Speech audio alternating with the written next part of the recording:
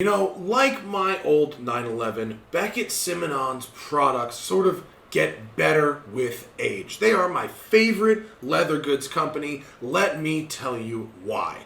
Beckett-Simonon makes products that are designed to last decades, not seasons. They're made the old way by craftsmen who care, and they're designed to age with use to grow into your wardrobe and your lifestyle. They're meant to be repaired when they get worn, not replaced.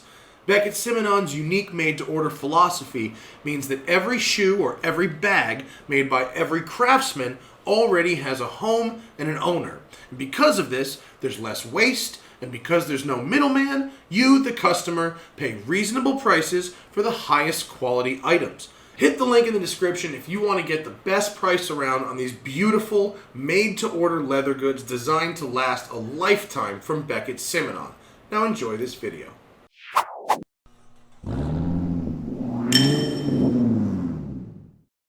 Good morning, everybody, and welcome to Deutschland. That's right, I'm in Germany today, and I'm not actually here to drive this car. I'm here to drive a different car, but I had an extra day and a lot of caffeine, so I said, what else you got? I want to go for a drive. So here we are outside of Stuttgart on the side of a mountain in the 2020 Porsche Cayenne Turbo S E-Hybrid. Now, if you recall from like a year and a half ago, I drove the Panamera Turbo S E-Hybrid and loved it. And I'm not the biggest hybrid fan, but I am coming around to the performance hybrids, and the Panamera Turbo S E-Hybrid was the coolest. So this is the Cayenne. It's the Coupe. It's got the new slopey back roof, which frankly I'm not a big fan of, but I can still fit in the back seat, so it's okay. They haven't ruined the roof, so you can't fit people back there. That's good.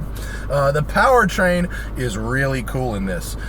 Porsche makes two different hybrid Cayennes. The regular one, which has the twin-turbo V6 with the hybrid powertrain, and then this one, which has the Cayenne Turbo's twin-turbo 4-liter V8 making 540 horsepower, and then it's got a 14 kilowatt-hour battery pack and a 135 horsepower motor that is wedged in between the engine and the 8-speed automatic gearbox. This one doesn't get PDK because it's a Cayenne and it's got a toe. So there's that. The interior's new. You get big screens, these beautifully angled kind of LCD gauges. Porsche's actually done a pretty cool job there, and all the goodness that comes with this hybrid powertrain, and by that I mean 670 horsepower and 633 pound-feet of torque combined. It's a ton, but of course it has to move almost 3 tons. This thing weighs 5,700 pounds estimated. I don't have an exact weight. So, it's a lot of power and a lot of weight to move around.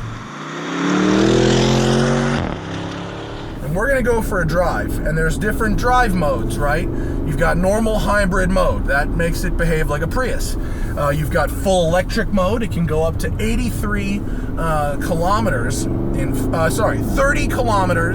at up to 83 miles an hour. So I know it's a funky math, but in full electric. Or you go to Sport or Sport Plus, and it behaves like a normal gasoline car, albeit one with regen and sort of an extra kind of overboost on demand function. So we're going to go up this hill in Sport Plus, and then we'll go back down it silently in electric. Our adaptive suspension, PASM, is set to Sport as well. Manual gearbox, big old ceramic brakes with regen built in. That's standard because it's an S. Oof. A little bit of body roll, but a very smooth ride still. Oof. Big power and torque. Big power and torque.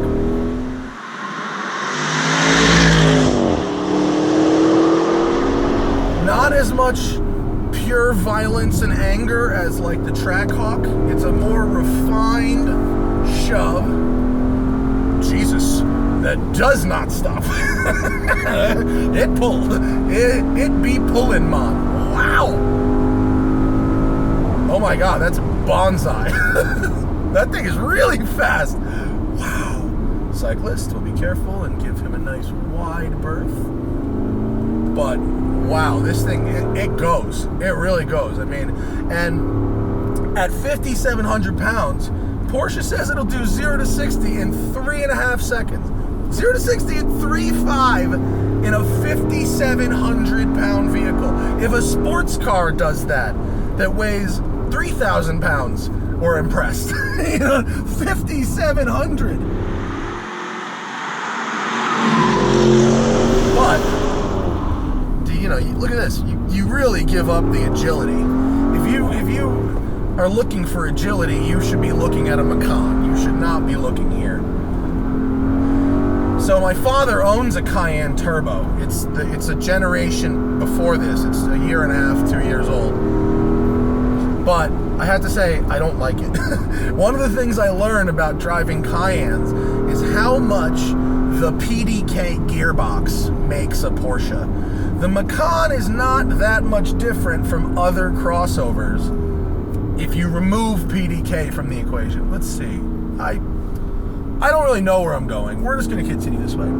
If you remove PDK from the equation, a lot of that special Porsche-ness goes away. And I learned that from driving my Pops' Cayenne Turbo, which makes a ton of power, but the shifting isn't there. It's not PDK. It's okay, don't get me wrong, but it's not PDK.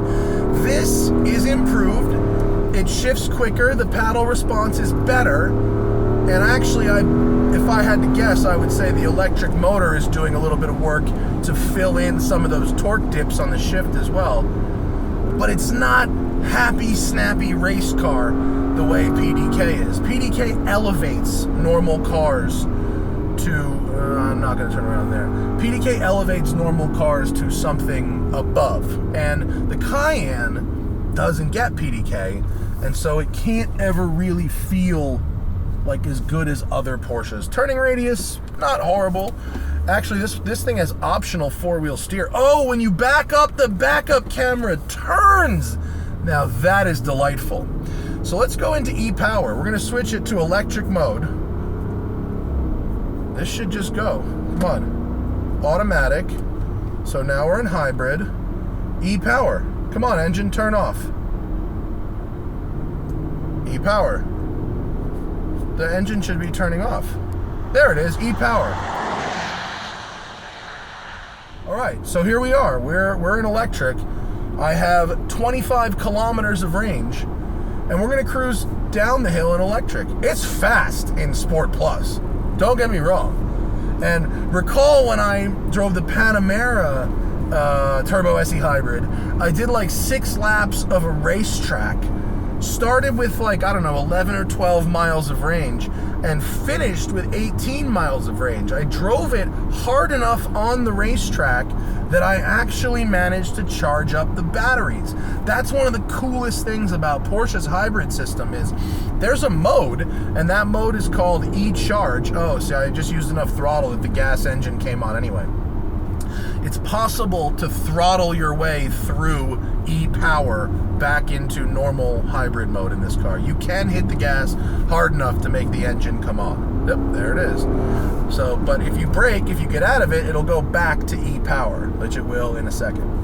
One of the most interesting things about this car is A, that you can use the engine to actively charge the battery while you're driving, and by doing that, you can selectively use the gas engine or the electric powertrain in ways that are more efficient. So you can use the gas powertrain while you're on the highway and save up juice so that you know when you're coming to a city, when you get to the city center, when you get to that traffic jam that you hit every day, you can switch it for the traffic jam and not have to worry about burning gas there, and then switch it back to charge back up for the next stretch. So you can, over the course of one commute, charge, use, and charge and use again. And oh, by the way, this thing is plug-in, so assuming you're starting from a home with some kind of an outlet, you're starting from full every day. But even if you don't have an outlet, you can use the car to charge the car. That's the thing. It's pretty cool. I mean, that's pretty awesome. I don't know of a lot of a lot of other hybrids that will move under the gas engine, but I don't know of any other hybrids that will actively charge the battery while moving. If there is another one, and I just haven't done the math and the research on it, by all means, let me know.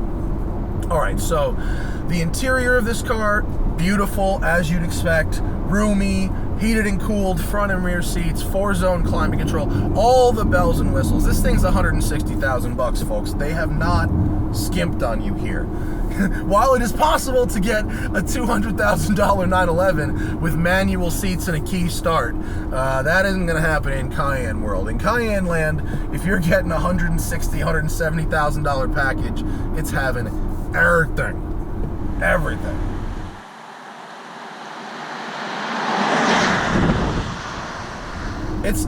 I mean, granted, we're going downhill, but it's not terrible in electric power. It's really not. I will say the brake feel isn't great because you've got the regen and the actual ceramic brakes. They don't come on sort of seamlessly. I can kind of tell as I'm braking, okay, now that's going to be the regen, and now the actual brakes come into play. You know, so the brake feel isn't the best. You know, with a hybrid, it's kind of always doing stuff. It's going back and forth to gas and electric, whatever. And lastly, you know, because it uses the automatic gearbox, it's just a little more sluggish and less precise than the Panamera, which does the same thing with the PDK. Now, that being said, of course, you can tow with this, and you can't tow with the Panamera. But that is, while not necessarily a deal breaker, that's sort of the weak point for me here with this car, is that it's not the PDK, and therefore it doesn't make the absolute best of the very cool powertrain that it's working with, like its lower brother, old Mr. Panamera does. So there you have it. Cayenne Coupe Turbo S E-Hybrid. It is fast. It is, I don't know if it's green, but it's greener. And it's very versatile. And so I think I've used my extra day in Germany wisely. The next time you see me, it'll be behind the wheel of the all-new 992 Carrera S. So shout out to Porsche Cayenne, Porsche Cars AG, not NA, for giving me this for the day. It's a nice day for a drive out here, I think, and you're going to want to stick around for what we're doing next from Germany. Thanks for watching.